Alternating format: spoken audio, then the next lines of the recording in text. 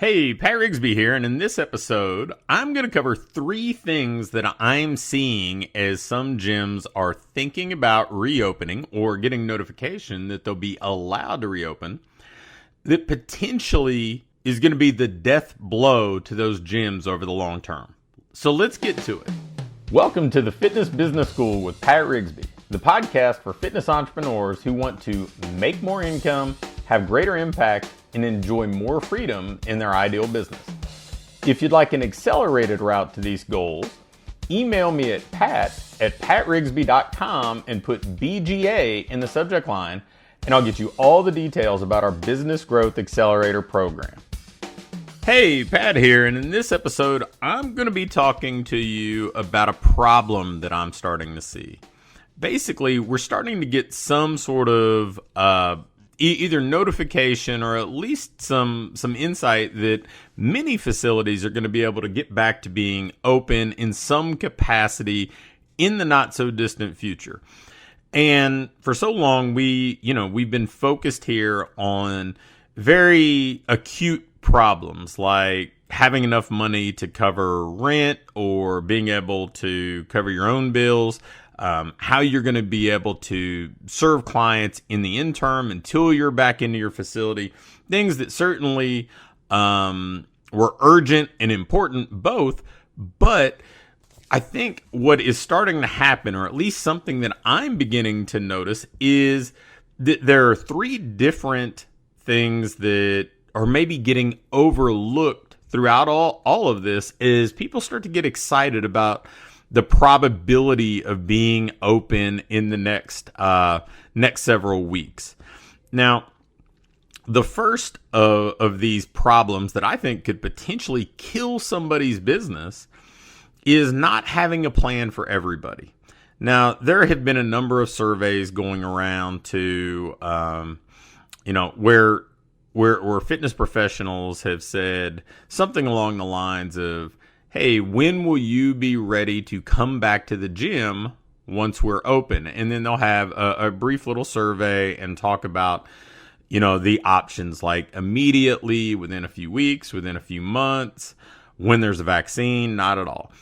And I think many of the responses that they're getting would suggest that people would be willing to come back in a relatively short period of time, whether it's immediately or in a few weeks.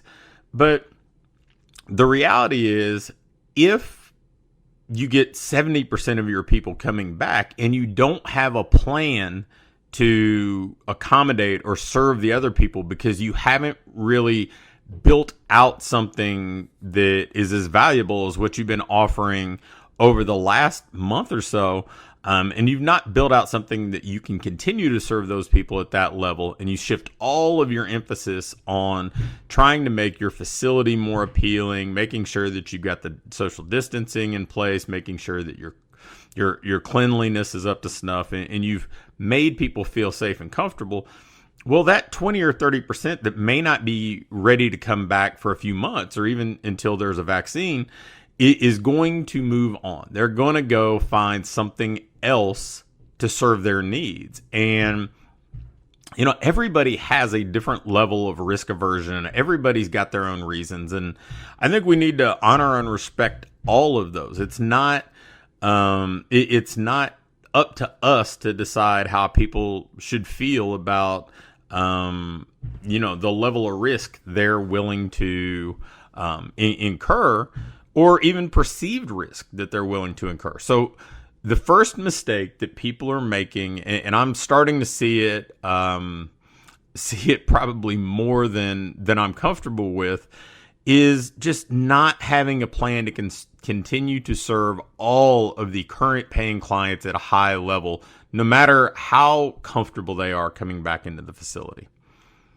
And then the second thing that I'm seeing people really struggle with is thinking that technology is going to save them, thinking that some magic piece of software or some tool or some app is the reason why their clients are going to stay, or if it doesn't work the way that they want, it's the reason their clients left. When in reality, tech is a tool. And it has no more bearing on whether your clients leave or whether they stay than the dumbbells you choose or the kettlebells you choose or whatever else. It's a tool to help you execute your plan. If you've got a great plan, if you've got great relationships with your clients, you're going to be able to find a mechanism to keep them involved. You're going to have a relationship with them that transcends a bug on a tech platform or something that might be slightly inconvenient with an app or whatever else is happening. But it's so easy, especially in times of adversity, to just pass the buck, to basically blame the things that you didn't do on somebody or something else. So it's very easy to say that, man, that technology was high friction or it was buggy and my clients didn't like it. And, it's probably no more true that they didn't like that than maybe they didn't love the layout of a facility, or they didn't love the way the parking lot was lit if they came to an early morning or late evening session. But they work around it if they really like you and if the service is that good and the experience is that good. But if it's not, then the tech is just one more challenge. The facility is just one more challenge. I would encourage you to think of your technology stack as your online gym. The same way that you would think of the building that you're in, the equipment that you have, everything from the flooring to the racks that you have or the kettlebells or bands that you use.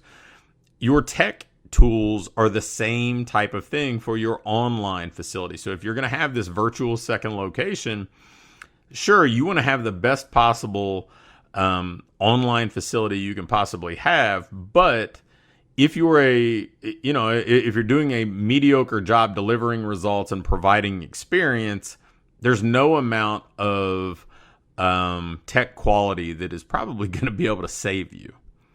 And then the third that I think potentially could cause people a lot of problems, the third thing that may even be the that final nail in the coffin for many businesses, is failing to appeal to prospects in this new economy and new social landscape. Because the thing that the surveys are missing for the fitness professionals that are posting them, they're asking, when will you be willing to come back to the gym? Right? So when will you be comfortable re-adopting your previous habits, the things that you miss, the things that are part of your life, the things that make you feel normal and fulfilled? And those people have a much stronger likelihood of coming back. And they're probably willing to overcome more fear, more uncertainty than most, because this is something that they've already deemed an important part of their life. It's something they've already given a lot of time and probably a lot of money to. So, that's one segment of the market. And I think of myself, I was talking with my wife Holly about this. I think of myself as kind of that person for like Disney World. My family's gone to Disney dozens and dozens of times, and it's just our default vacation spot. So sure, I may be, I'm probably not the person who would be willing to go back immediately as soon as they were open. I'm sure I would let people kind of go be the guinea pigs and run through it and see how the process works and let Disney kind of optimize the process and see what the results are before I would expose my family to it. But I'm also not going to be the last person to be willing to go. And in the case of prospects, well, those prospects don't already have that relationship with you. They don't already have that relationship with your business. It's not already part of their life or their routine. And so if they're more risk averse, then, if you're not appealing to that person, then that marketing that you typically have been able to use to refill the population of your clientele whenever you do have some attrition, you're not going to be strong enough to do it. You're not going to have the ability to attract that 20 or 30% that you may need to if you don't do what it takes to retain those people who aren't as eager to come back in the gym immediately. I know for me, like I said, I would be more likely to probably go back to Disney than the person who's never been. So, we have to accept that. We have to understand that. In fact, I commissioned a survey, like an independent survey, that is still processing to get enough responses to be statistically valid. But it's just the general population, not people who already necessarily have a gym membership. It's just a general cross-section of people in the United States. And the numbers would bear out that far fewer of those people would be ready to go back to a gym immediately or even in that first couple weeks. Now, we're not at the end of this survey, so certainly things could change. But, I mean, we've had several hundred replies so far. And at this stage, it would suggest that a few months or even when there's a vaccine seems like the more popular answer for the average person, not necessarily the person who already is an active, avid gym member. So 3 things to think about, 3 things that I feel like you need to address in a really meaningful way if you're going to be able to move forward and thrive in the landscape that's going to come. Whether or not there's a full-blown recession that we're going to deal with, or whether or not there is some sort of indication that it's maybe safer to embark on some of our previous activities than we're currently experiencing.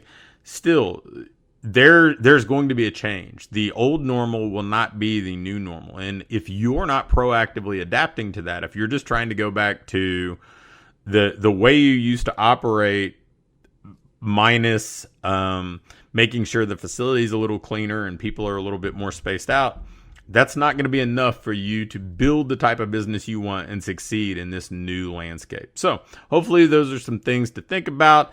If you need any help with it, please reach out to me. I think we've got some really strong things in place that we can provide the support and guidance you need to succeed moving forward. Thanks for listening. I'm giving away a bundle of my best-selling books, The Ideal Business Formula, The Fitness Entrepreneur Handbook, and The Path. All you have to do is go to patrigsby.com/podgift to get it. Also, make sure to subscribe to the Fitness Business School with Pat Rigsby so you don't miss an episode and you get yourself on the fast track to creating your ideal business. Thanks for watching. If you click the first link in either the description or the link in the pinned comment, you can get my latest book, The Ideal Business Formula, for free. And if you like this video, hit the thumbs up button for me. If you have any questions or comments or video requests, leave me a comment below and I'll be quick to respond. And lastly, make sure to hit the subscribe button. I'm posting videos weekly now, and if you turn your notification bell on, you'll be sure to get them all.